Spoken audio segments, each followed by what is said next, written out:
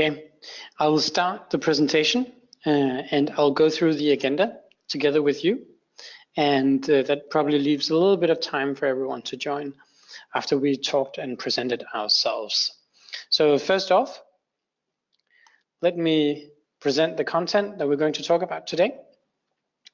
I'd like to start with presenting myself, and we'll also present my colleague Nana, who's with me today. And we'll talk about, secondly, why data is important for a church, talk about what GDPR is, and then how does your church become compliant with the new legislation, and how can we naturally help you in that process. We'll focus on making sure that we have enough time for Q&A, and therefore I will go through the presentation reasonably fast, also not to bore you to death, but also making sure that we get to the phase where you can ask the questions that you find most relevant, and we'll do our utmost to answer appropriately. I'd like to start off by a little disclaimer. You have to be aware that neither myself nor Nana is a lawyer. We are making this presentation to help you get an introduction to GDPR and some of the requirements that are relevant to you as a church and how you can proceed from there. So there are questions throughout this presentation. We'll do our best to answer them, but we'll also make sure that you don't consider this legal advice because it is not. But we've obviously spent some time understanding the legislation on behalf of our customers, and in that context, we'll give the best that we know. And therefore, I'll start presenting ourselves. So my name is Kenneth Svenningsen. I'm responsible for the daily operations at ChurchDesk concerning our customers, all of our existing customers. I'm also responsible for our product. That means our product priorities and working with our development team to make sure that we address your needs as a customer. That falls within my responsibility. And ChurchDesk is, for those of you who are not customers, I'll just shortly present what it is. ChurchDesk is a church management system that helps you achieve the church mission. And we do that by delivering a service that's user-friendly, and we're always available for asking questions and providing guidance into how you achieve your church mission best possible with our solution. And as mentioned, this presentation is intended to help churches prepare for the GDPR and is not legal advice. And maybe Nana, you can give a few words about yourself. Definitely, thank you, Kenneth. My name is Nana, and I'm the customer advisor here for our UK base. Many of you had the chance to meet me in person or many conversations over the phone. But those who are not customers currently, my role is to train new customers, give them the best advice possible to how to use the system to achieve their mission, but also be here as a constant support and as a constant innovator in how we can use the system. I'll be looking at your questions throughout the training session today, and then in the end, making sure that everybody gets their questions answered. And also afterwards, I'm of course available for any follow-up questions or conversations you'll need. Perfect. Thank you, Nana. I'll be moving on with the presentation by answering this question: why is data important? So if you look at it, all churches today collect data. And it's because as a church, you're communicating with people, and that leaves some sort of data trail, whether you like it or not. And that's the beauty of being a church, is you engage with people on something that's important to them. And you do so in many situations where we are talking about something that is relevant for their life, such as weddings, funerals, baptism. So there are major life events in the church where the church is the place to go in those situations. And you interact with many people throughout the many activities that you have as a church. And we believe this is one of the greatest things about the church, but it also means that you have to gather data in order to function as a church. It's simply impossible not to. And this includes communication to people and signups that you receive either by email or paper. You have to remember that paper is also covered by the GDPR. It's not just software and digital data.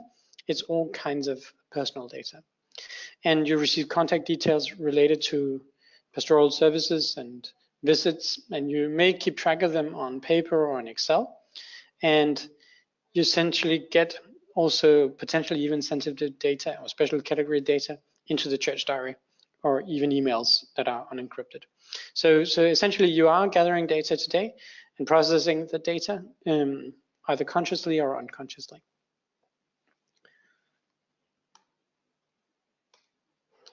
And what we see is that essentially data is critical for the mission of the church. The church has a number of important activities, both in the local community and sort of on a personal level. And to do these activities, you have to collect and process personal data. And the church is a community of people with a number of life events that contains personal data. So not only is it unavoidable, but it's actually critical to the mission of the church. And one of the things that ChurchDesk focuses on, and what we think really rings true with the church, is the ability to meet people where they are. That means both as a room that the church is, that you're creating activities that are meeting the interests of people and gives a room where people can interact on important matters. But it's also to use the communication channels that are suitable for everyone and that you communicate in a relevant way. And in order to do that, you need to have data where you can process them in a meaningful way. And that's essentially why we're having this webinar today. So what is GDPR? And I want to give an introduction to it, obviously. So GDPR stands for General Data Protection Regulation. And what is the purpose of GDPR? So the purpose is actually to give the citizens sort of a greater control over how their data is being used, and also to give the person whom you're storing data about more transparency about how their data is being processed. So not only control, but transparency and the ability to manage what you can do with it. And the question is, does it even apply to you as a church? And yes, of course it does. So even though the regulation is sort of said made in the EU, the UK government has stated that it will remain in place after Brexit. And in the sort of the old legislation, there was exemptions for small charitable organizations. In the new regulation, there is no exemptions. It applies to everyone, public authorities, churches, and every private organization out there. And sort of this level of accountability and the possible fines of not following the legislation are new. There's a very strict fines and substantial amounts to be paid if you don't comply. So it certainly applies to you. And the 25th is coming up very soon. I want to introduce some of the sort of the principles that follows the legislation. And the data protection principles are to ensure that data is used lawfully and fairly and with transparency for the data subject, and that it's collected and used for something that is specific and explicit, and that there is a legitimate purpose behind the data processing. And that the data is used in a way that's both adequate, relevant, and not excessive, so you don't have all kinds of irrelevant data. ChurchDesk is actually a system that helps you add purpose to that data once you gather it. It's also important that the data that you have is accurate and kept up to date. So if you have data that is not up to date, that you're unsure of, then you're actually starting to have a problem with GDPR. So it's important to have a system that helps you make sure that the data is up to date and that they reflect the real world. And you shouldn't keep it for longer than it's necessary. So it's important to have this purpose behind the data and that you are using it in this meaningful way. Obviously, and this should be a pretty much no-brainer, that the data that you do have, you have to make sure that you have it in a secure way and it's well protected. That means that you have appropriate access control for the people that need to process it, and that people for whom it's not necessary information, they don't have access. And you need to be able to demonstrate this compliance. And this is quite important. Also want to introduce some of the rights that a data subject is getting. So the person that you have data about. They have the right to be informed about how you process the data. That can be through the privacy notice. They need the right to access the data that you have about them. They also need to. They also have the right to rectify it. So if you have wrong data, then they have the right to state and where you are complied or obliged to rectify the data. They have the right to object for how you process the data. They have the right both to restrict it and to object to how you process it. With that, also a right to be forgotten and completely erased from your systems, papers and whatnot. So you're not allowed to have that data if they require that you completely erase that data. They also have the right to portability. So if you have data, then they actually have the right to say, give me that data so I can transfer it somewhere else. And that can be rather complex if you don't have the full overview of your data sets. And with the new legislation, you're actually required to have this full overview. Otherwise, these rights, become rights, but something that you can't actually deliver on, which you're required to. With this presentation, I'd also like to cover what is a data controller and what is a data processor. So a data controller is the one that gathers the data and processes the personal data and decides how that's done. Essentially, they're in control of that data. And in the context of churches, it's, and this is the interpretation of Church of England, so it may be a little bit different in other church communities. According to Church of England, it's both the PCC and the incumbent vicar who are considered data controllers for the parish. In all other contexts, it is as minimum the PCC who's considered the data controller. And so what is a data processor then? So as a data controller, you gather data, you process data. So a data processor is the one that you hand over personal data to help you process that data. So in this context, this would be ChurchDesk. And in order for us to allow both you and obviously you allowing us to process that data, there needs to exist a data processing agreement between us. And we'll be offering ours actually later today through the application where you can accept the new data processing agreement. We'll promote that more extensively later this week. And ChurchDesk is the data processor in this context, as mentioned. So now we talked a little bit about you being the data controller, and we talked about some of the permissions that a data subject has. So what is your lawful basis actually to process a person's data? And there are multiple ways that you have a lawful basis to do so. One is called legitimate interest, and I'll explain that further. Consent. So if you've been given a consent from a data subject, then you can process the data based on that consent. It can be a contract, such as an employee. You can have a legal obligation if you are required to by law to process some data. And you have to obviously inform other people that you are obliged by law to process data in a certain way, or if it's a public task. So if you conduct a public task, you're allowed to process data in that way. And I'll explain legitimate interest. I think this is one of the most important ones to understand. And because a church has legitimate interest in many areas, and it's important to understand what is the basis then for processing this data. So essentially, you are allowed to process relevant data on a person if the person can reasonably expect that you are processing the data.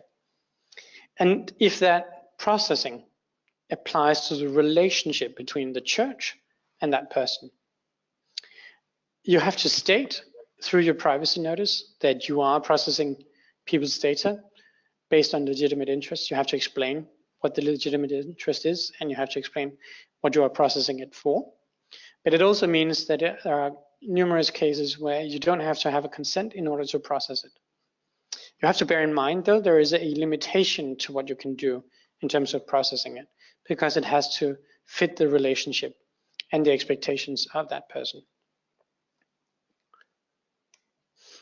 And here's a couple of examples of legitimate interest. One of the things that I do want to add to legitimate interest is that it's your responsibility as a data controller to judge that initial sort of, does this person expect us to process the data? What can they expect reasonably for us in terms of how you process it? And you have to make that initial judgment as a data controller. And this is obviously going to be a matter of interpretation over time as more experience with this legislation grows.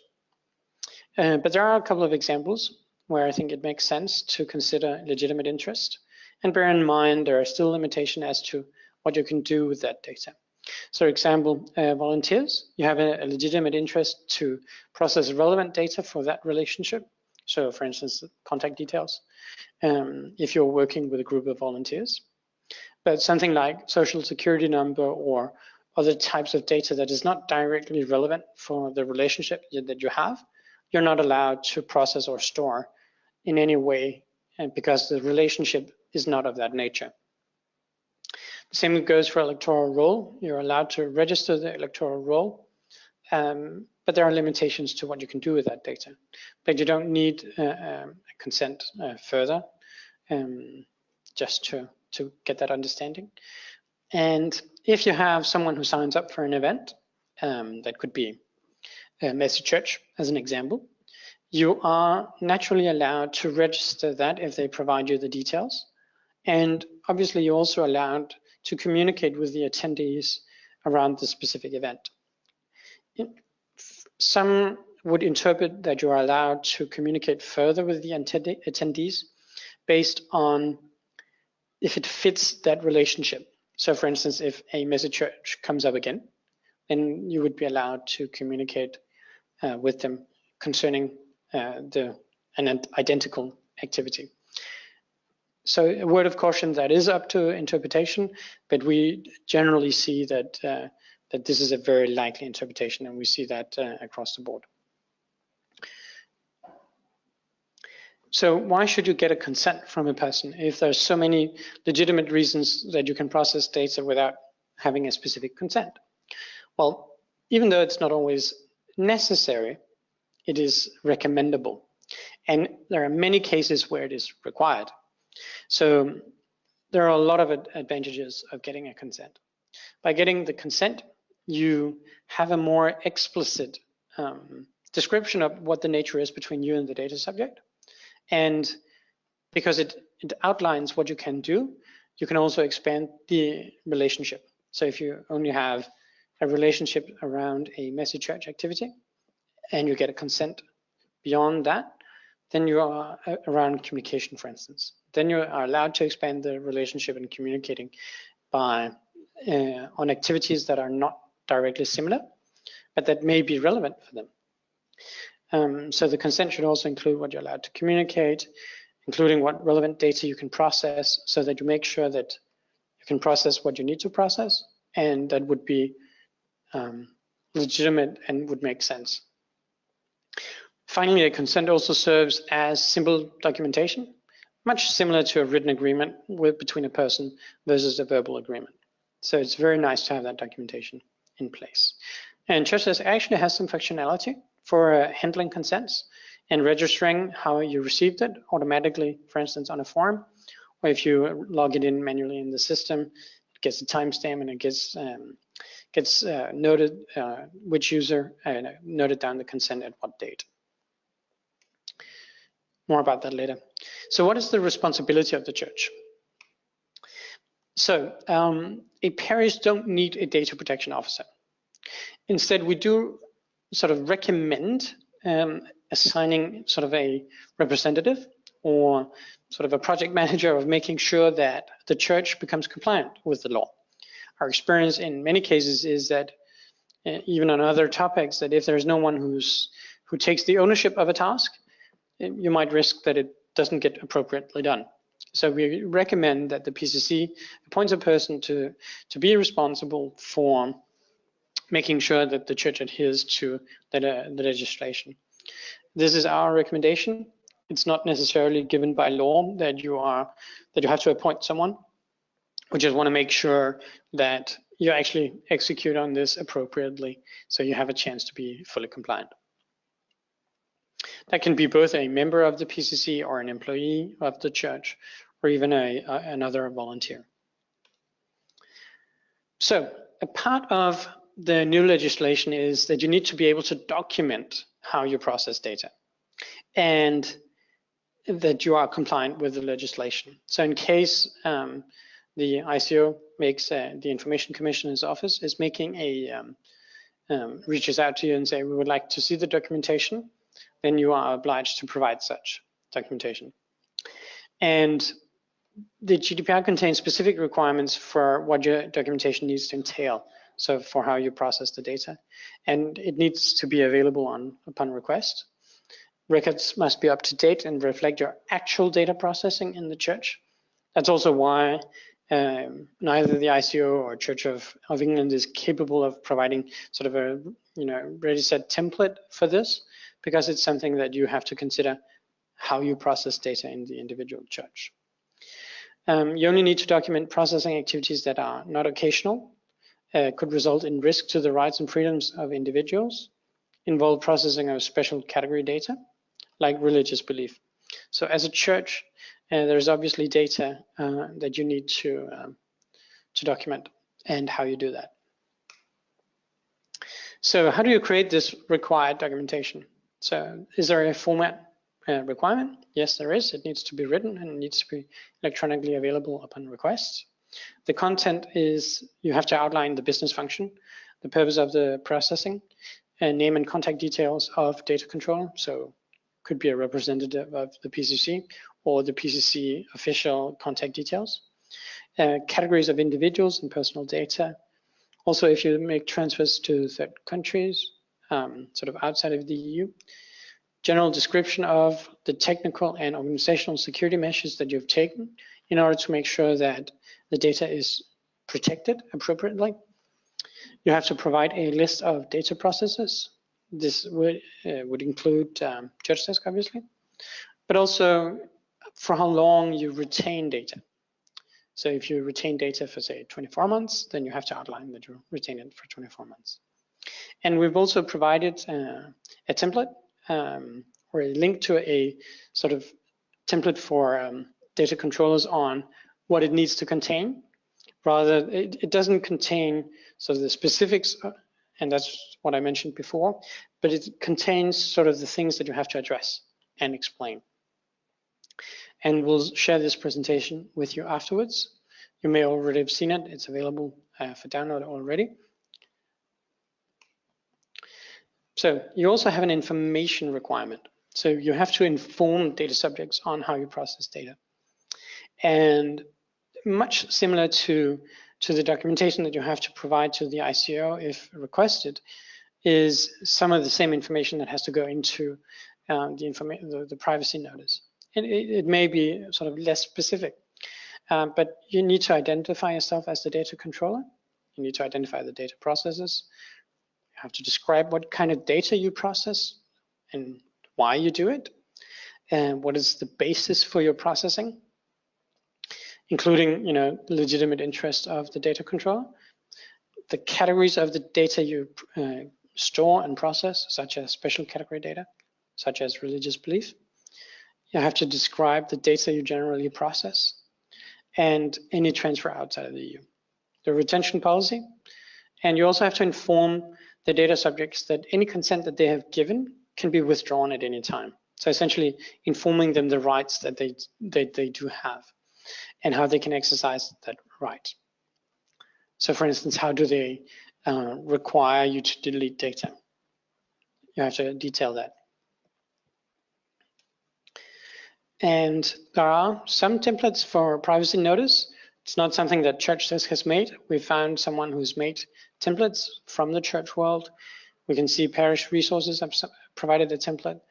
Diocese of London has also made actually two, one for non-role holders and one for role holders.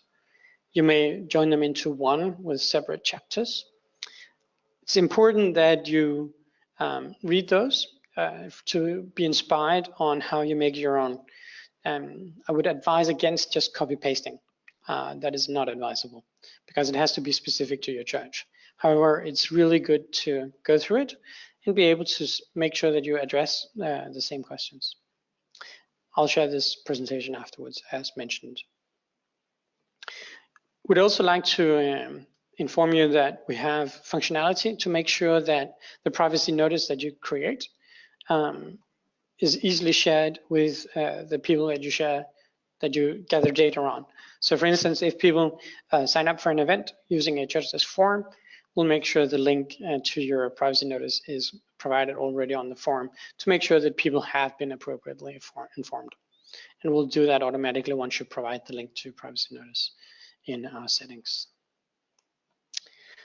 We also have a description of what are the requirements to consents. We talked about what a consent is and why you should have one.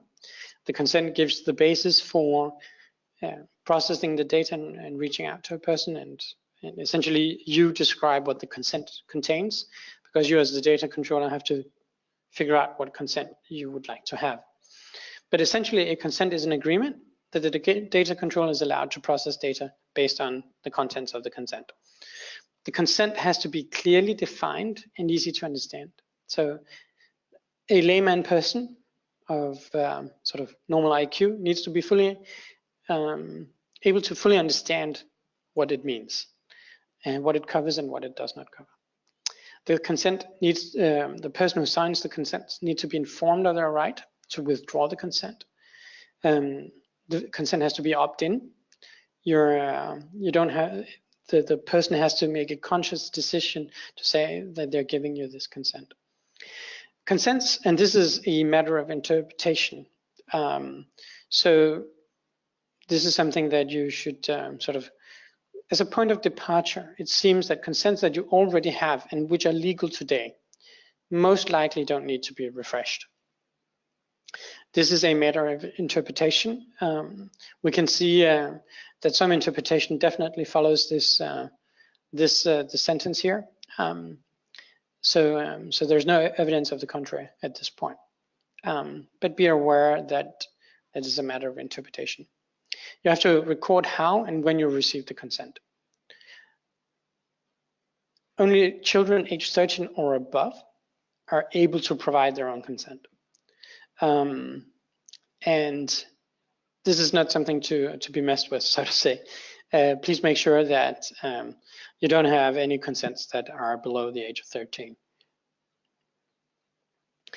We do have a sample consent form from Parish Resources to give you an idea on what a consent form could include, just to outline, what is simple and easy to understand.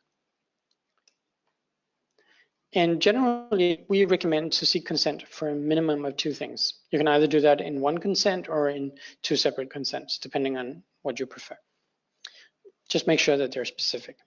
So we would recommend getting a consent for communication around church activities, not just a specific set of activities, but more broadly. So if there's no legitimate interest for communication, you would need this consent. And therefore, we recommend getting it from as many people as possible, so that you're able to improve the foundation for the church and its growth. And this should allow the church to process the data and communicate with the person about the broader set of activities and the mission of the church based on the interests of that person. Because there is obviously legislation, but there's also, good sense is that you should not communicate with a person and use data in a way that doesn't make sense for this person. It's always been so. This is common sense. It's not just a matter of legislation. Fundraising and paid activities. We recommend getting a consent for that specifically, because there are specific sort of marketing legislation on how you communicate about paid activities and fundraising. And therefore, we at least make sure to, if you're communicating about donations and fundraising and paid activities where you make a profit for funding the church, please make sure that you have an appropriate consent for that. Religion and data, as previously mentioned, data with religious affiliation is special category data, and that requires additional protection.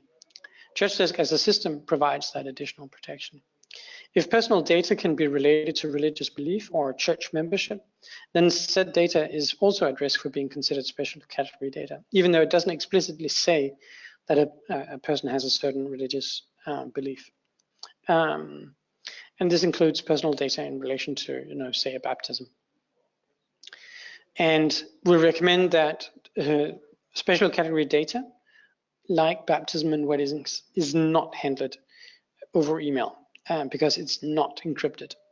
We recommend using encrypted communication for special category data, such as ChurchDesk forms when you are communicating and you get a baptism request. And this allows for encrypted and secure communication, but it also helps you to manage the access to that information, making sure that not everyone in the church have access. Good. So what does a PCC need to ensure? We think there's overall two things. You need to make sure that you have appropriate systems and the appropriate processes, which essentially covers behavior.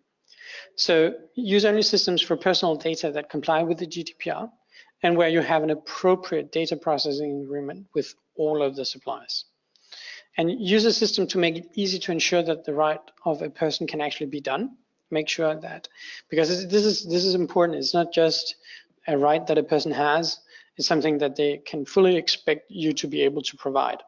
So therefore you have to make sure that the system that you use helps you providing that right to a person. And you have to make sure that a system that you use logs the access, including who adds and edits data and when. So if you're using paper-based communication internally in your church, that's really, really hard to do. So make sure that you have appropriate systems that helps you be compliant with the legislation. So paper is not illegal. It's just very hard to log and delete data appropriately because paper can be spread everywhere. And make sure that you use encrypted communication. And as mentioned, email is not. So the processes that you need to have in place as a church managed from the PCC is that data should be carefully, lawfully processed and in accordance with the mission of the church, adding that purpose to the processing. And avoid systems that don't comply with the GDPR. So be careful with the emails, paper, and Excel. It's not that it's not allowed to use those systems, but you just have to have the appropriate behavior around it.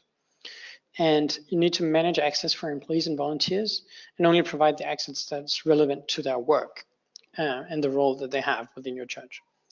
You have to document your internal processes based on the requirement in the legislation on informing and documenting how you process data. And you also have to establish a process in case of a data breach. Again, it could be an advantage that you have appointed someone through the PCC who's responsible for managing, for instance, a data breach. So how can ChurchDesk help you with GDPR? We've covered some of it, and I'll go more into depth with it. And for those who are not ChurchDesk customers, we'll be able to make a follow-up call as appropriate. And for those, I'm sure this will give you a little bit more context and more hands-on in terms of understanding the requirements. So first of all, ChurchDesk is compliant with the requirements for secure and protected data processing. And all customers are offered a free data processing agreement by no later than the 25th of May, obviously. It's already available this week for you to sign. Make sure that the system that you're using for processing data, you have an appropriate data processing agreement. If you don't have one, then this will be a major breach of your compliance. You have to make sure that the rights of the person can be executed. So ChurchDesk is an integrated system. That means that you have data that works between the different parts of the system, and it allows you to make sure the data is stored in one place. And it's clear how the data is being processed, which makes it a lot easier to inform people about how it's being processed, because it's a lot easier to document, it's a lot easier to get this overview. If you store data in multiple systems across multiple people where you have no control of it, then it's really hard to document, it's really hard to get this overview, and it's really hard to inform people about how you do it. It also is easy to give a person access to their data. We have functionality to do that, and we'll get more. That makes it even easier.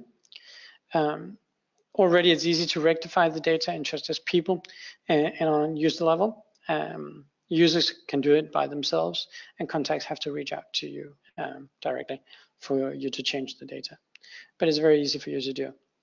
If you get an objection from a person, you can easily make the appropriate actions in ChurchDesk, and such as erasing and forgetting completely. Simply reach out to us and we'll do a full delete, which also means that that there is no data hidden and saved in any backup.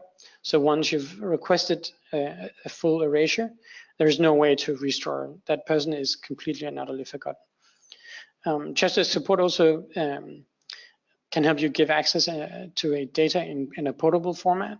We'll create a functionality also near term that allows you to download it yourself in a portable format that is electronically portable and fills the requirements for you. And you can get that today already by request. So as mentioned, ChurchDesk is an all-in-one solution. That means one system means fewer data processors, that you need fewer data processing agreements with. There's less risk. There is one place where data is safely stored. It's not scattered around. And because the data is one integrated system where the different parts speak to one another, it reduces the need for having export, import, having data stored locally on hard drives or on paper or somewhere else. That means that your data is safe. It's not on some Dropbox either. Because there's advanced access control to the different parts of the system, it means that you have the ability to collaborate internally, but people can have different access to information without losing that ability to collaborate. Because people should only have access to the information that they need in order to do their work. And we ensure that throughout the system. We recently launched consents and double opt-in. So within ChurchDesk, you have an ability to create any type of consent. That can be a photo consent. It could be a consent for communication, consent for communication around fundraising, a whole heap of consents that fit your need. And essentially, we log when a person accepts that consent, in what context they've accepted it in, could be on a form or elsewhere. We log the IP address so that you can appropriately track down the consent. It also means that it's easy for you to follow the requirement of strict documentation. So let's take this example of where you maybe have a paper-based consent. You can log it into the system. We log the user who added in the consent, and we log the date that it was given.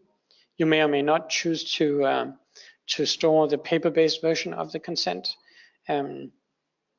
but we log who registered it and when they registered it. We're also offering double opt-in. So if you sign up for something, then there is double opt-in for the consent. We also have this data security page, or could also be called privacy notice. And like all organizations, you are obliged to inform how you process data. And once you've pointed to the link, we'll simply make sure that we add it into the forms and payment.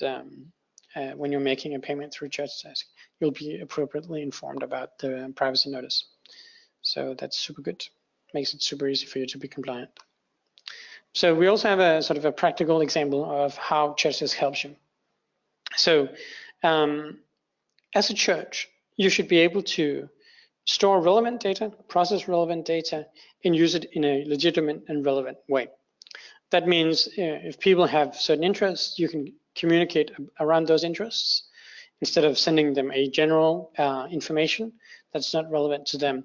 You actually have the opportunity to be more specific about the purpose and follow that purpose. And you can store the consents within the system for sending newsletters. You can see it directly into ChurchDesk people whom you received the consent for. You can filter by it, and you can see whether or not a person has been informed about how the data is being processed. So if you don't use ChurchDesk, then you have a couple of problems. You have to make sure that the system is compliant with GDPR. You have to have a data processing agreement. If you have multiple suppliers, if you use Outlook or other tools, you also have the challenge of, is it easy for the person to opt out of the newsletter? And if a person asks for documentation, then what do you do? With ChurchDesk, you can much easier build that documentation because you have a full overview of a single system. So this is just a very practical example of how this is a benefit for you. This was a longer presentation, and I hoped that I was reasonably effective about it, leaving room for taking a couple of questions. And I can see that we received some. And maybe Nana, you can help me out by reading out the questions, and I'll try to make my appropriate answer to them. And Nana, you probably need to unmute. Yes, thank you, Kenneth. Unfortunately, you seem to have some technical issues, so I can't see the questions from my end, unfortunately. So, Okay. Kenneth, please, could you read them out? Sure, no problem. So I've got one question here, and sorry for, I just have to read them, obviously. So our database has been built up over many years. It's Cherry mostly who's asking. We have no record of who agreed to what and when they did so. Would it be better to send everyone a new general consent form? Obviously, this is a good question. So if you don't have a legal consent today, and you don't have a legitimate interest either, because you may have a whole database that you've built up over many years, but you can have legitimate interest for your communication with all of them. Obviously, I don't know your database in terms of how the data was gathered and what specifically you're using it for. But if you have legitimate interest and you inform about that in your privacy notice, it shouldn't as such be necessary. However, if you process it in a way that's not fitting to that legitimate interest, you would need a consent. And if you don't today have legal consent, then yes, you would need a new consent. Be aware that the consent that you're asking for needs to be specific. So be a little bit sort of careful with consent form. Don't ask for sort of consent for everything. But you can be very specific in your consent, and it can include multiple levels. But you have to be specific about what you're asking for. Then you can do it. Then, and I hope that answers Cherry mostly. Phil, you're always welcome to add in more information. And then I have another question from Victor.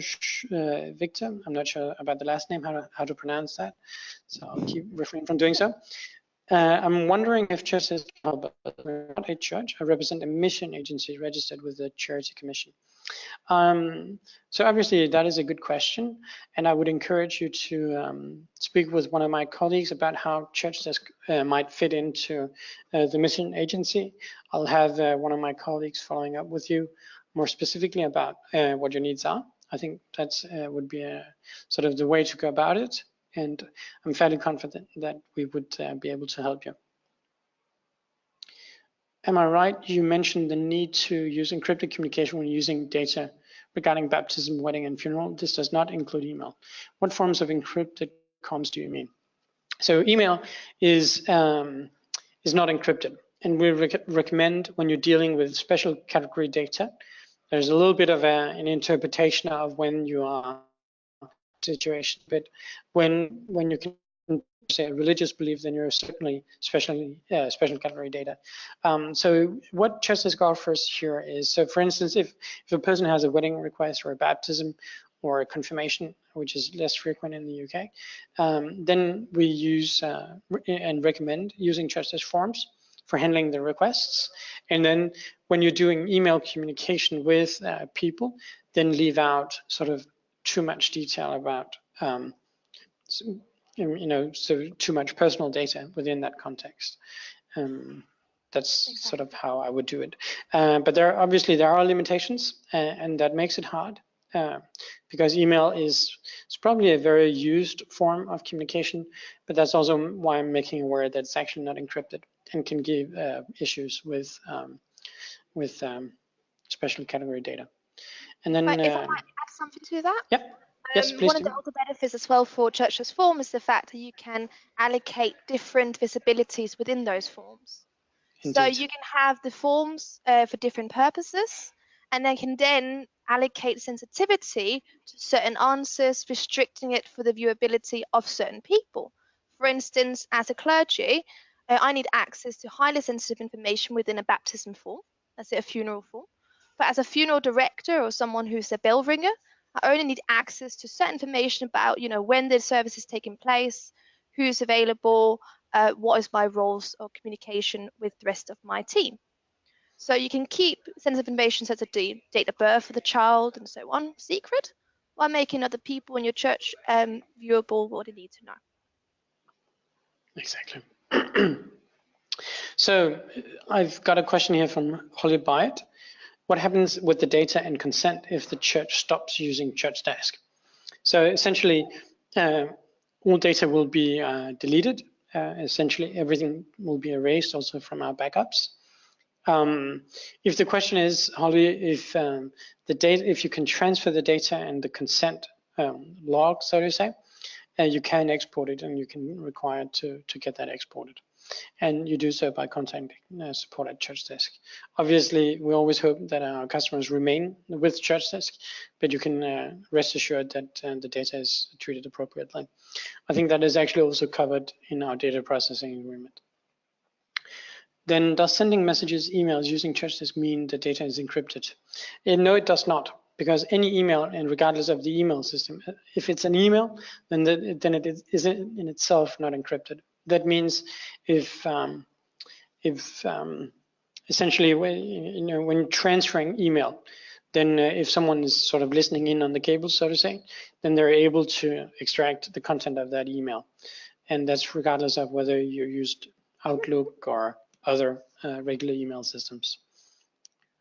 I'm concerned as our congregation is mainly elder, so they want to find a simple but compliant system. Obviously, this is one of the challenges that that security in some ways add a little bit of complexity to the way that you do things. And that's why ChurchDesk is very much focused on user friendliness, being able to easily get access to what you need, but with the appropriate access control. So we're trying to bridge that. In some cases, adding security to something makes it more difficult, and we're trying to breach that. And I think often many customers use the opportunity to phone in on our support line and ask specific questions about visibility amongst themselves, amongst their own users, but also who they should share certain content with. So we're always here to help, even those who feel that technology is very complex. Exactly. So there's a question here from Paul Hartford. If someone gives multiple consents from one form, do they receive one double opt-in in email to verify all consents, one go, or will they receive multiple emails, one for each consent? It's a very good question, Paul. As I recall, they receive one double opt-in, but I probably have to verify that. As I recall, it's one double opt-in, but I can follow up with that. Do you remember, Nana, by any chance? I think it's a opt-in for each of the consent statements, but Paul, okay. I'll follow up with you in an email separately after this. Perfect. Paul Friesen also has a question. A person signs up for an event and gives their phone number on the registration form. After the event, we use legitimate interest to call them one time. During that call, we ask if we can get their consent to let them know about upcoming events for the church. Is that all right? That's a good question. So I would actually recommend to get it in a written form. And that's due to it allows you to get sort of strict confirmation, or strict documentation. So what I would do in that context is that I would actually ask for the phone number in the ChurchDesk form, but I would also straight up add in the opportunity to opt in for further communication. And if a person has decided not to provide that consent already in one go, you could call them, but it would be harder to document the consent. Then you would simply log the consent into the system. However, I'm not certain whether that is the best way of doing it, getting it verbally. I would always recommend getting it written. It also helps because it can be a little bit hard depending on who makes the call from the church to the data subject, making sure that you are specific about what the consent actually contain. And that is a requirement that the person gets a good opportunity to understand what they're actually giving consent to. So also seen from sort of the personal side, it's it's easier to understand if you received it in written format. And do we need to provide an opt-out checkbox for the post-event phone call? As mentioned, I would simply add in an opt-in for the consent rather than going the other way around. So I hope that answers Paul's reason. Then I get a question from David Penny. In groups, is DTA now secure? You mean data in groups? Is data now secure? Our emails address is kept hidden from the rest of the group members. So if you're a user in ChurchDesk and you have provided your email address and phone number, it's currently not hidden from the rest of the group members. And we don't have any current plans to make it so, because once you provide it and you're a part of because when you're a user, you're sort of a role holder of the church, which is a little bit different than being a non-role holder. So it enables you to work with the people that you are a part of the same group. So from that standpoint, it's within the legislation.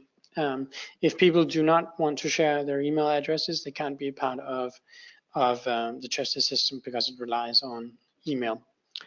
Yeah, I hope that answers the question, David. If you have further adding into that, please provide another sort of expand that question. Sorry, I just want to add, it's also within what people can reasonably expect from the data processing, that once you are part of a role holder and part of ChurchDesk as a user, then one should be able to expect that the email address provided can be seen by those you work with. As with a lot of churches, we have several elderly people who do not have access to web. How do we deal with this in ChurchDesk? So it depends a little bit on what do you mean with what you need to do with these elderly people. So for instance, if they're mainly sort of an audience of the church, a churchgoer, so to say, then you wouldn't actually have to get them to log into ChurchDesk. Because you can have their data and communicate with them in a way that makes sense. You can, if you receive their consent on a written form, then that shouldn't pose an issue at all. If they are a role holder that needs to do an active role within the church, then this is actually less about sort of data security and GDPR. It's more about how do we make it easy for a person who's not digitally native and who may not have a web access. So we do have functionality to, for instance, to SMSs where you're capable of sending an SMS to a group member. So that doesn't require internet access. So we have different ways to allow you to work together with people who do not have internet access. They only need to have an email. You can create one for them, and then you are able to create them as a user. So Steve has a question on whether or not we can rewatch the presentation, as he joined a little bit later, which is perfectly fine. We'll send the presentation afterwards. We don't have any plans of sharing it as a video. We'll see if that is possible afterwards, but I can't promise it at this point. Then Anthony has a question covering New Covenant Church. We recently sent out forms to our members asking them to update their details, and at the bottom of that form we included a consent section template provided. We provided by ChurchDesk. How does this tie in with the new consent boxes that are now within ChurchDesk? So the question is, do we need to ask our members for consent again, even though they are already provided their consent? So what I would simply do there, and Nana may help you do it, at least show you how it's done.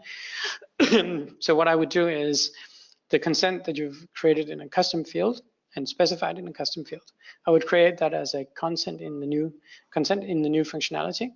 And then for all of them that has logged it within the new form, I would simply log that using the manual consent functionality.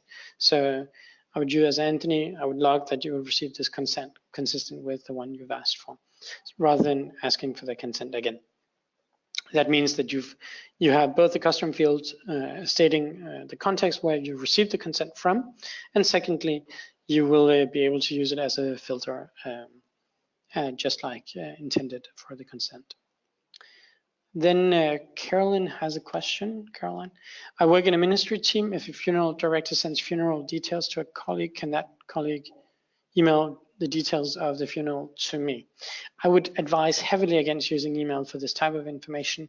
What I would do there, I would use, within ChurchDesk, you have the option to provide a sensitive information to the funeral in the calendar.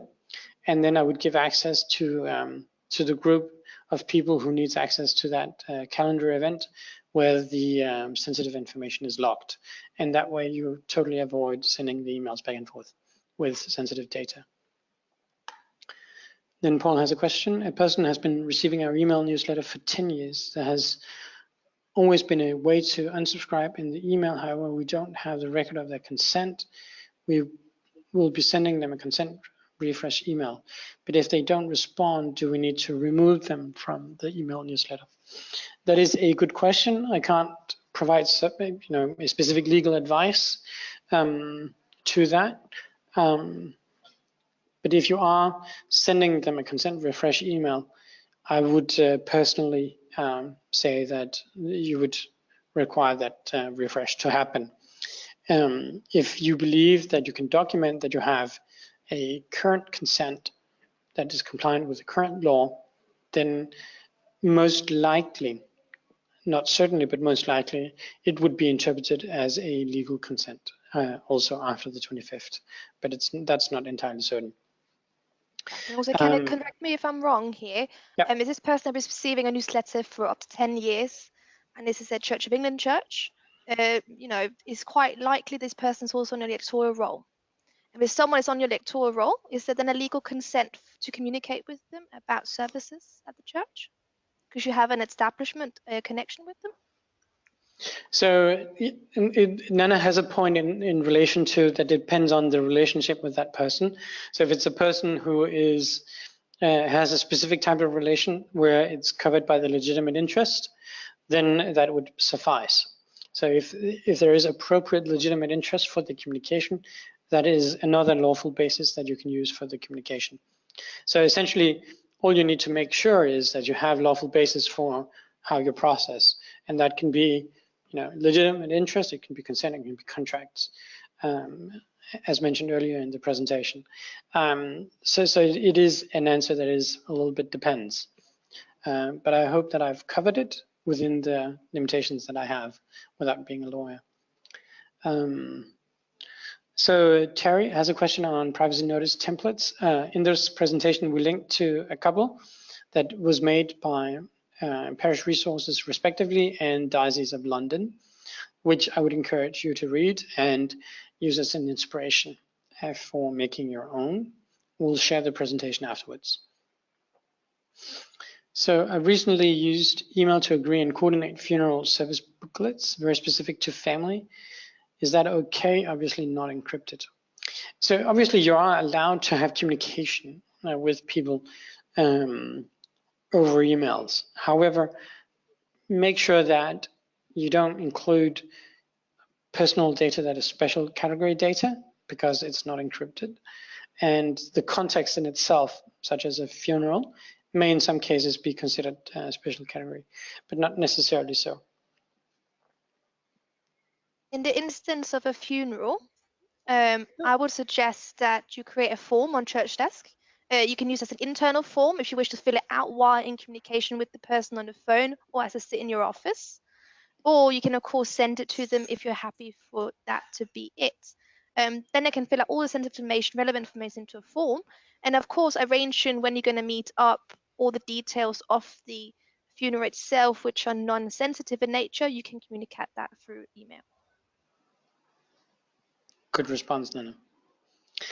So Samantha has a question. How do we arrange for the data security page and the corresponding link to be created? So within ChurchDesk under settings, and I think we'll be able to send you a guide after this, you can essentially point to where you have your privacy notice. on which web page you have it on, either on ChurchDesk website or some other website. You can provide the link, and you do that within settings. Then Paul Harford has a question here. Is it necessary to specify in our privacy policy that ChurchDesk is our data processor? And yes, you would have to do that. Do you have any models of how to specify that? So I would simply state that ChurchDesk is a data processor and that you have an appropriate data processing agreement. But then you would naturally, as part of your privacy policy, regardless whether or not ChurchDesk is your data processor, you have to specify how you process data. But I would surely mention that ChurchDesk is your data processor, and then detail how you process data in general. Then a question from Vera. Please, are we going to get a certificate to confirm that we have attended this seminar to prove that we have knowledge about GDPR to based on our churches? Obviously, you will receive a follow-up email, which you can use as documentation for that. I don't think actually it's necessary. It's not necessary in that sense, but sure, it's a way of documenting that you've made your best possible efforts to be compliant with GDPR. Then a question from Melvin Mia. Should there be a special consent form for gift aid donors? So there should be a consent form for communication around donation and fundraising. That can either be included in a slightly more broad consent, but I would definitely make sure that you have consent for communication around fundraising. So it's not specifically a consent for gift aid as such, but because you're communicating with someone who's donating, then I would ask for that consent. Also, something to add to this, if you use churches payments and giving, there is a consent box for gift aid already built into the function. Separately, of course, something to be aware of for gift aid is the fact that they are not covered completely by the right to be forgotten, because of course legislation implies you guys to keep your data about gift aid for I think up to 7 years or more than that, 11, to comply with the gift aid legislation. So of course someone can tell you that like their data be erased, but of course you have to inform them that you can't erase their gift aid opt-in in connection with a donation. Then Terry has a question. Did you say email consent is not adequate? I'm not sure I fully understand the question. So you would need a consent, or depending on the relationship with the person that you're communicating with and what you're communicating about, you may need a consent for having that type of communication. So for instance, if you have an email address of a regular churchgoer and you start communicating with them around paid events and so on, then I would like to make sure that there is an appropriate consent, because that doesn't seem likely to be covered by legitimate interest. I hope that answers the question, Terry. Otherwise, please follow up with rephrasing the question or being more specific. Then Paul has adds a follow-up from previous question. We do have an opt-in also on the form. It's just that not everyone opts in, but oftentimes after an event they really like what we provide, and the follow-up phone call catches some of those who didn't opt in originally, which I think makes sense, that there is that type of follow-up and you have a legitimate interest to follow up with people after an event, because people can expect there is some communication around their attendance to an event. But again, I would probably make sure that the opt-in is definitely available as it is, because it can be difficult to explain over the phone what the consent covers, and it can be hard to document the consent. If I add something, Paul, you can of course on that phone call saying thank you for attending and enjoyed having you here, and then ask them then if you haven't already got the email, then get the email, so you can then say we'll now send you an email asking you to opt in, hearing from other similar events or offers we have for you in the church community. And then they can then opt in via the system in ChurchDesk. Also be aware that to some extent, most likely legitimate interest would cover certainly some follow-up communication and communication about either identical or very similar events. However, if you communicate about, if someone attended a lecture about a certain script in the Bible, and you communicate with them afterwards about messy church or gospel, then it may not, that is most likely not covered by the general, sort of the legitimate interest. So Neil has a follow-up here. You've not covered additional conditions required to process special category and criminal data. So not sure what I fully understand Neil's question, but in order to process special category data as a church, you are sort of allowed to do that with the legitimate interest. Otherwise, it's really hard for you to communicate with people. You have to make sure that the data, the way that you process the data is, so for instance, email. You can handle some personal data via email. However, you cannot, you should be very careful, and we don't recommend it, that you have communication around special category data that is not encrypted. So that's some of the additional conditions to process it. It is that there are additional requirements to the security of it. And it also means, for instance, access control. So within ChurchDesk, there is personal data, such as email and phone number and a name. And that in itself is not special category data. But if you have data that is, sensitive, such as social security number, or let's say you have a situation where you are required to store medical information in relation to a dinner event that you're having about allergies, and therefore you need that data and you have received consent for that data, then that data is because it's health data, there are additional requirements that's not necessarily available to everyone because they don't need that information. So that's some of the additional requirements to processing special category data. Then Lynn has a question.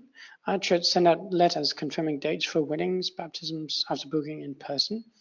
These letters are sent as attachments to emails. The email addresses are then used to invite people to special services. What problems do you envision with this? Should we obtain consent at time of booking? So what I would do there is I would certainly, to the furthest possible extent, use ChurchDesk forms to gather the data, receive a consent for communication in general, and then leaving the email communication without sort of too specific personal data, and try to keep that avoided when possible, and then use encrypted communication for other means.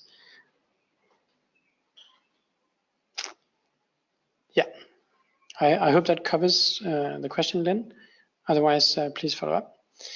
I need, then Holly has a question here. I need some more clarification on the last point regarding the elderly not having access to the internet. You said as long as they have an email, so they can access data from churches via the email and address. How does this work regarding encryption? So what I meant in regards to being able to access their data. So if you have, so ChurchDesk, you can register a person as a contact. That is churchgoers, people who are not actively involved and has a role at the church in creating church for everyone else. Users, on the other hand, has a role within the church. They is taking actively part in making sure your activities run well and so on. So if you are a user, you're required to have an email. If you're a contact, that's not required to be registered within ChurchDesk. So in order to then give access, a person access to all of their data, you can request ChurchDesk to give that data. Very soon you will be able to make that and download that yourself. You can either print it, that makes it that's a little bit that's not great because the requirement by legislation is an electronically portable format, but if paper is the only way of communication with a person, then there's not many other options. But if a person requests their data, either being a user or a contact, we can make that available in an electronic format that you can transfer.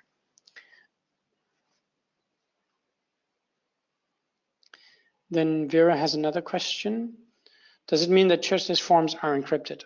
They are encrypted, yes. And you can recognize that by seeing up in the web address, the URL address bar in your browser. It says HTTPS in front of the URL, and the S stands for the encryption.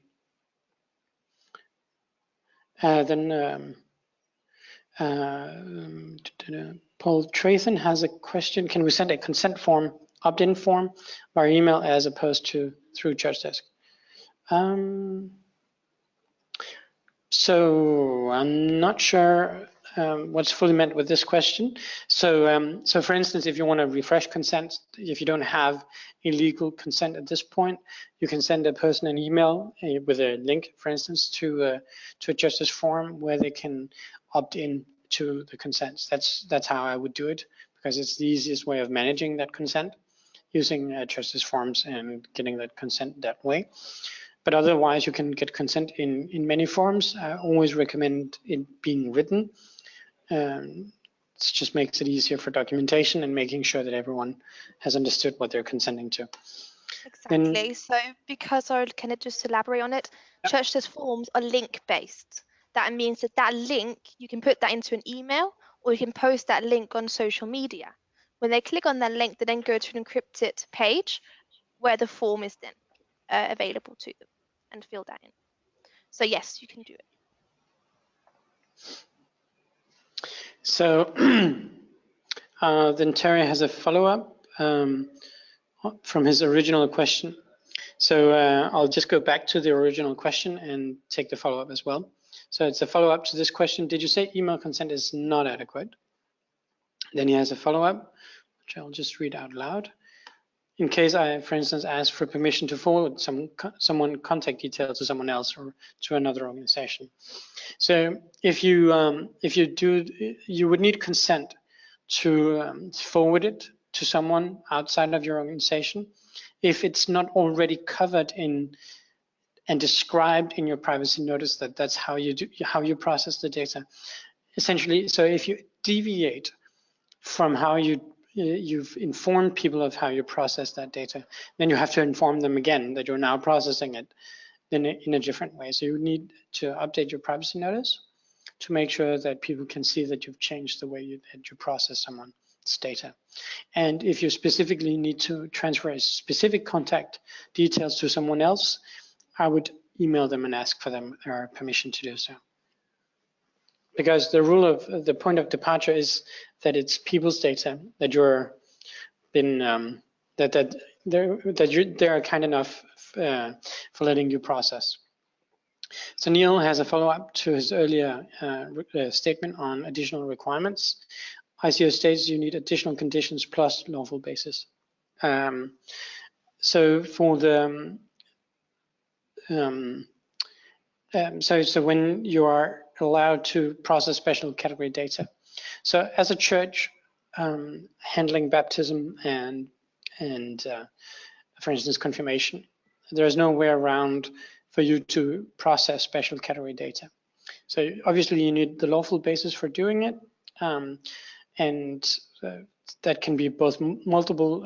So for instance, if it's a wedding, there's the public task, so on and so forth. So that is part of the nature of the church. There's no way around that. I hope that covers your statement, Neil. So Holly Byatt had a follow-up regarding the email. So you need to have an email in order to be part of the user within ChurchDesk. So if you have an elderly person who doesn't have an email but needs to be a user of ChurchDesk, then you would have to create an email together with them in order for them to be part of ChurchDesk.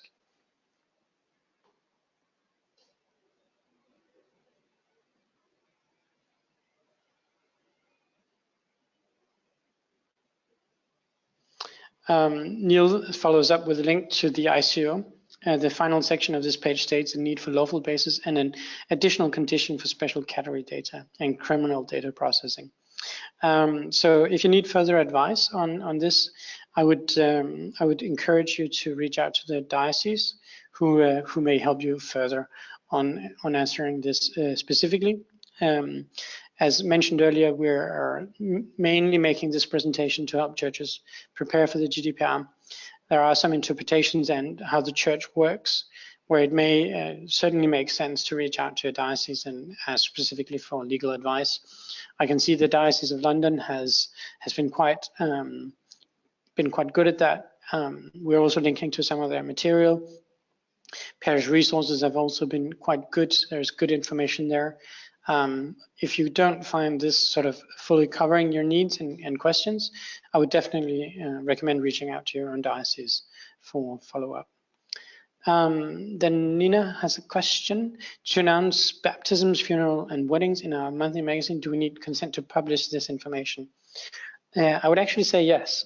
So if you're publishing who has certainly for baptisms, I would say yes. Funerals is more often information that is publicly available. You know, people, families share it, oftentimes in the newspaper. Some do also with weddings, because they're not necessarily an expression of a religious belief. However, a baptism is. So if your parents has decided to baptize a child, then there is a religious belief in that. So I would be careful of publishing baptisms or confirmations by that as well. That was the end of questions. I haven't received further questions. I sincerely hope that you've been able to gather some relevant information from this and is much better suited for, and that you're more suited for being compliant with the legislation. You are obviously allowed to reach out to us afterwards. Bear in mind that what we've provided here is not to be considered legal advice. And therefore, if you have further questions regarding interpretations, as per my recommendation to Neil, I would recommend reaching out to your diocese or reading further resources online directly from the ICO, which have been quite good in providing detailed information on how the new legislation applies to you. And then there are some contexts of being a church that provides further challenges due to special category data. Sorry. So if in doubt, reach out to your diocese. Yeah, that was it from our side. And thank you for sticking around for this rather heavy subject. It's been a pleasure from our side, and we think this is important, not just from a legislation standpoint, but also for you as a church. In general, it makes sense to consider how you process people's data and why it's critical to your church mission. And we're definitely here to help you do just that. Appreciate your time and have a great day. Bye. Thank you. Bye, everyone.